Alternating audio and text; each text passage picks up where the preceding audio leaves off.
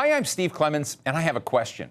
After losing on Build Back Better, inflation surging, key voting rights legislation stalled in America, and Vladimir Putin staring down Joe Biden like a Cheshire cat on the border of Ukraine, is Biden's agenda dead? Let's get to the bottom line.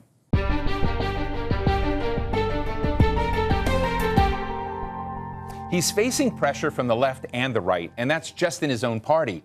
And his approval ratings are in the dumps.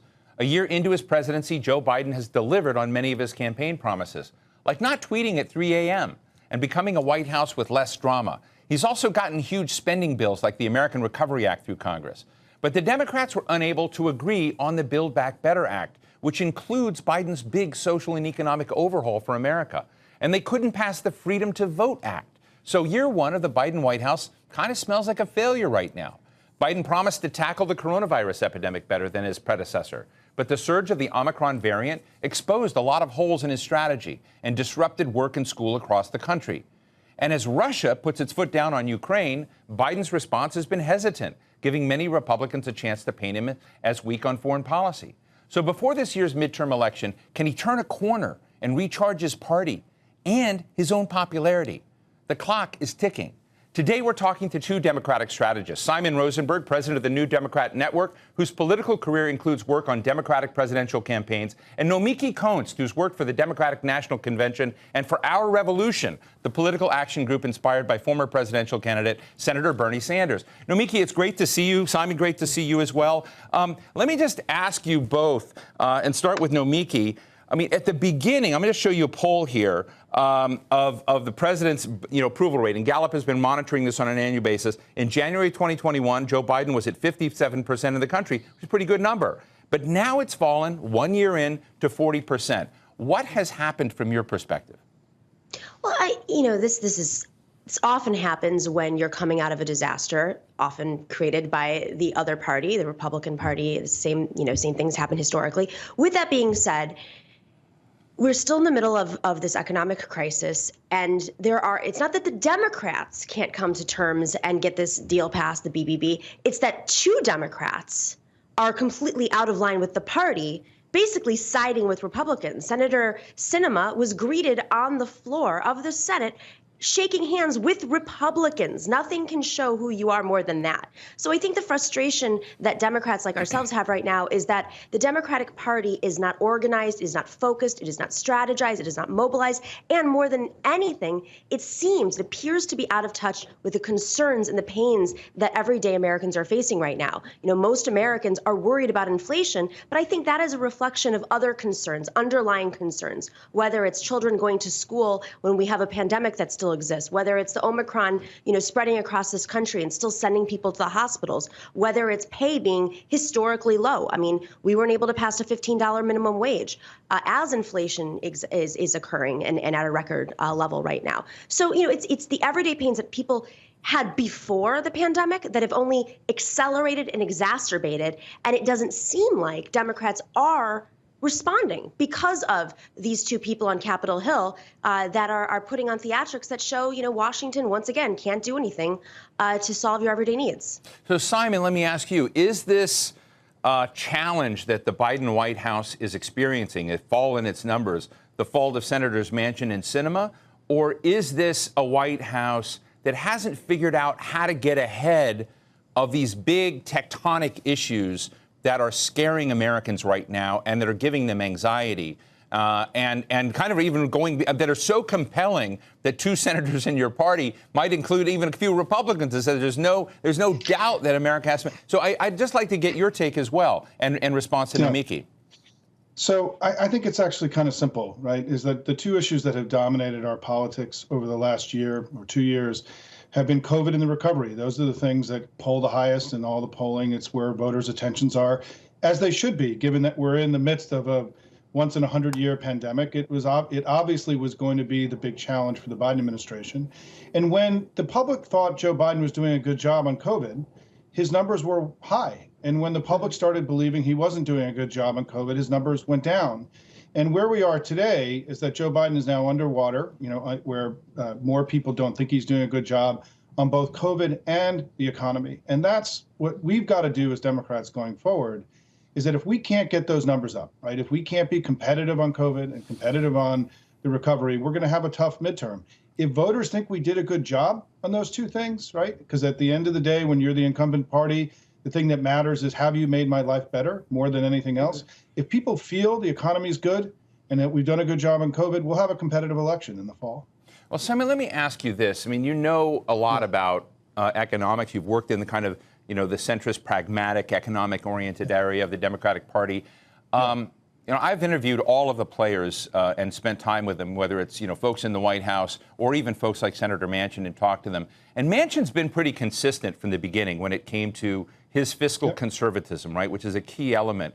And when we began to see folks like former Treasury Secretary Larry Summers say that inflation is coming, and then you saw the numbers, right? This is before we had numbers, and you saw a surge up to 7%.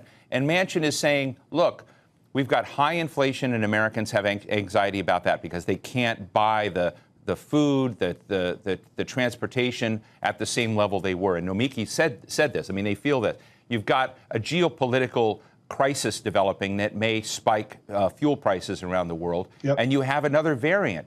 And so Manchin's been saying this, but the Biden White House seems to have said, we're going to pass this bill no matter what. And so the rigidity, if I may, seemed to be more on the White House. I haven't seen how they're responding to inflation. I haven't seen how they're responding, to the Russia crisis as of yet. So where is that narrative wrong in your view? So I think that we have to give the Biden administration credit for they made a tough call last March with the American Rescue Plan.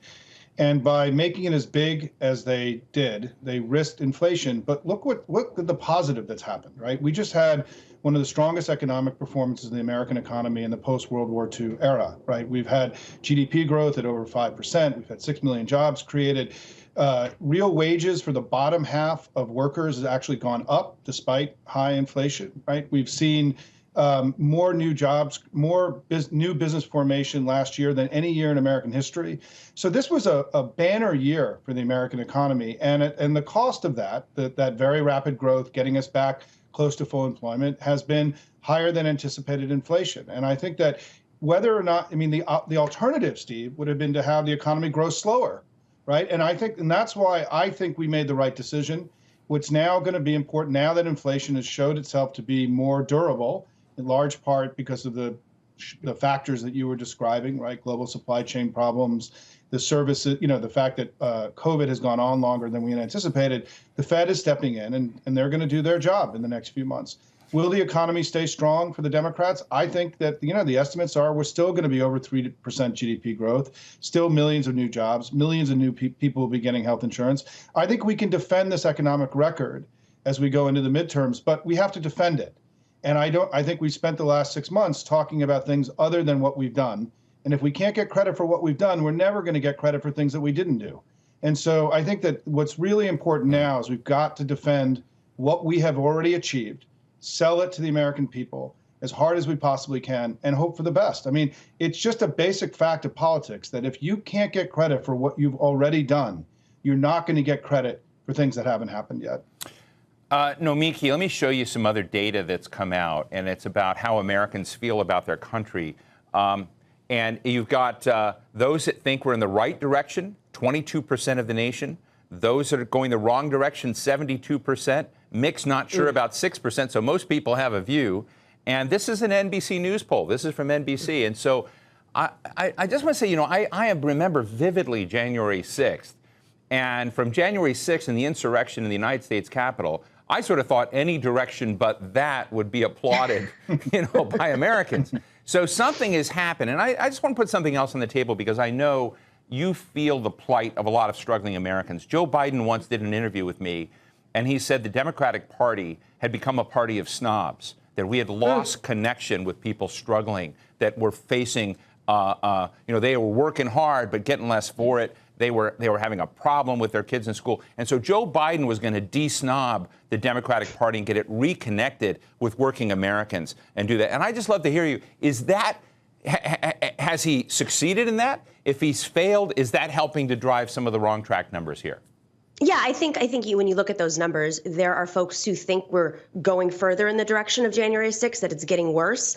I mean, you can just open up Twitter and see what's happening, whether it's folks who are questioning the vax mandates and holding more rallies like they did this week on Capitol Hill. There is that segment of the population that I think thinks because Joe Biden hasn't been able to de-snob the Democratic Party and champion bigger things that are going to affect their lives. I mean, listen, whether or not those numbers that Simon mentioned are true, is it enough? I don't think it's enough for the economy that we're in right now. You have strikes popping up all over the country. You have people organizing unions all over the country. You have people quitting their jobs all over the country. And there's a component to inflation, which is artificial inflation, in which you have bosses who realize, oh, I have an opportunity to make some money. I'm going to spike the costs of these products and see what I can get. Now, these are areas where Joe Biden can do something. He can also, I mean, BBB is pretty much dead. But of course, if you break it apart into pieces, there might be opportunities to revive some of the economy from that perspective, as well as the pen. If he were to eliminate federal student debt, I can bet you that young people, which he is down in numbers with at a shocking level right now, young people would turn out and vote for him. He could pass a few big bills that impact people's lives in a very real way that, perhaps he could turn this around and win the election. Those are the kinds of things that you need to champion. Since the American Recovery Act, which was very early in his presidency, since then, his numbers started to dip with Afghanistan. I mean, since Afghanistan, I think he made the right call here, let me make that clear. But since Afghanistan, which he was not able to adequately defend, he has been dipping. The Republicans are on attack, and they will blame everything they can on Joe Biden, and they'll repeat, so that other Americans, independents, working people, young people, people of color, who rely on the Democratic Party to survive, that they're going to start to hear what the Republicans say and believe it. And not that they're going to vote Republican, they just may not turn out. So, I think that President Biden right now has the opportunity to do some big things that keep the House, keep the Senate, and keep the Proud Boys, who are running for local office right now, from winning. Another thing that he could do. I tell our audience the Proud Boys are well-known white nationalists, some of whom are in the eyesights and headlights of Attorney General Merrick Garland right now. I just want to explain for our audience who the Proud Boys were. But sorry to interrupt. No, that's they announced, though, that they are running for local office. They're going to run for school boards around the country and for city councils. Now, what have I heard in response to this from the Democratic Party? Zero. In 2016, there was a commission. I served on a commission to reform the Democratic Party, and one of the big issues that pretty much every single elected member agreed on was that the Democratic Party needed to put money back into local parties. They have not done so. They've released small little grants, but as a result, you don't have a pipeline. You don't have people organizing on the ground in every corner of this country to defeat these people, these Proud Boys in the far right. But even more so, you don't have the Democratic message. So if you want to champion what you've done, you need people out there advocating. Right. But there's no Democratic Party in most communities in this country, and that's a real problem. And he has the power. He has the power to move that money away from the snobs in Washington back to the local activists. Simon, Nomiki just talked about Build Back Better in a way I sort of see it, which is it's a big conglomerate. And then to get it through, you're going to probably have to break it up. There's going to be B1, build. There'll be B2, back. There'll be B3, better. I don't know which B will be preeminent. But the political reality, because I know that both of you are in different parts of the Democratic Party, but both of you are shrewd realists about what can be done. And if you're looking at a Senator Manchin, who's basically said, he gave President a version of the bill that had a lot of the previous Build Back Better in it. But if you were to advise Ron Klain, the White House Chief of Staff, and President Biden and Steve Ricchetti as to how to move forward in de-conglomerizing, Build Back Better into pieces, what are the pieces where you find enough overlap that simultaneously get Manchin on board and, by the way, gives the Democrats a reset? Well, I think it's very hard for all of us outside the White House and the Senate to really understand what happened over the last few months. I mean, there were obviously lots of private communications between Manchin and Sinema and the White House, and how things went awry is very difficult, right? Because these are a small number of people, and how we got here, it's very hard to know. So how we fix it is also very hard to know. I would argue a lot of this has to depend on what Manchin and Sinema are willing to do. It's very hard for me to answer the question. I mean, I do think my opinion about what matters most that we need to get done is all the climate pieces of the bill. I mean, I think there's a lot of important stuff in here, but if I had to wave my magic wand and just do one thing, it would be climate. And I think the climate pieces are not only important for the economy, but it's also important as a signal of how we're going to counter Russia. And I think now that Russia is making it clear that they're going to be an aggressor probably for the rest of Biden's presidency, showing that we are going to dramatically accelerate the decarbonization of the world and the movement away from fossil fuels would be a deep blow to Vladimir Putin. And it's one of the reasons why I think we have to accelerate now the consideration of the climate provisions which were blocked that are still sitting on the shelf of BBB. So let's talk Russia for a minute. Let's listen to President Biden on Russia. I think what you're going to see is that Russia will be held accountable if it invades. And it depends on what it does. It's one thing if it's a minor incursion and then we end up having a fight about what to do and not do, et cetera. What should this White House do on the foreign policy front? Because I look at that as a very big self-inflicted shot of the Biden White House. Yeah, I mean, I think it's a momentary blip in what's going to be months and months of an intense battle. And I think that if the two things I discussed earlier, COVID and the recovery, that the sort of the politics of the Democrats have to sort of exist in this framework of COVID and the recovery, you could argue that there's going to be a third piece of that now, which is defending our democracy here and abroad, and that we've wanted as Democrats to elevate up these basket of issues about the need to preserve the West and our democratic traditions and all the things that we've tried to talk about domestically. But there's a real chance, I think, for Biden to show himself a leader of the free world here and to conduct himself in a way that I think we can all be proud of. It would be great to see the Republicans, joining their president with a unified voice. We know that may not happen. But I think, Steve, it really comes down to this basic idea is that Joe Biden now has an opportunity this year. If people think he's done a good job on COVID, if they think the economy is doing well, if he manages this crisis with Ukraine and Russia effectively, he will be restored politically. And so his political standing really, I think, to a great degree, comes down to how well he performs as president. And that's why I think if I were advising Ron Klain, hey, Ron, there are three things you really got to get right this year. We got to get COVID behind us. We got to keep the economy growing.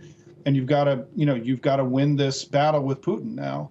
And that's everything else is really secondary. I think that the climate stuff we discussed earlier can be, as my colleague said here, can be packaged into a broader set of things we're doing to counter Russia. But this is a huge issue now. This is a huge governing challenge. And it gets to the core of everything that Joe Biden, you know Joe Biden well, right? Everything that's happening here with Ukraine and Russia is the core of who Joe Biden is, what he wanted his presidency to be about, and now he's got to deliver. This is going to be an extraordinary test of him. I feel good about where we are now, but we got a long way to go in this conflict. I need to ask Nomiki, is there any sense of potential consequence among your friends and colleagues in the progressive wing of the Democratic Party that if there were to be a relaxation or an end of the filibuster or a slippery slope, if you will, to getting rid of that so that in the Senate you had essentially majority rule, that as soon as you don't have that 50-50 balance in the United States Senate